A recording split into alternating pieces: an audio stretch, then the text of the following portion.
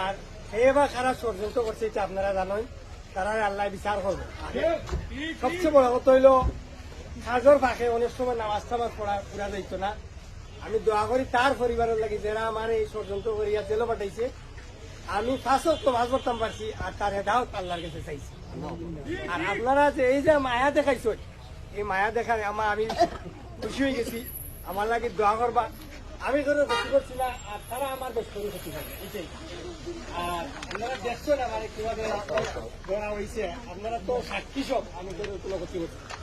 ঠিক আছে, আপনারা ভালো তাও কষ্ট করছেন, আমি জানি জেল থেকে, আমি জানি আপনারা আমার লাগে খুবই দোয়া করছেন আল্লাহর কাছে। প্রতিটা মানুষ আমার লাগে দোয়া করছেন।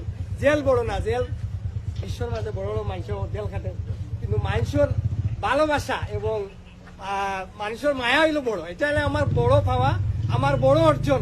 আমি জেলও যাওয়াই আমি বুঝতাম পারছি যে আমারে আপনারা কতটুকু মায়া করেন, এটা হচ্ছে আমার বড় পাওয়া। আপনারা ভালো তাওকা, শীঘ্রই আমি আপনার মাঝে আবার ফিরে আইমু। আসলাম, আবারও থাকবো। আসসালামু আলাইকুম, আর দেখা হইব। ঠিক আছে, আচ্ছা।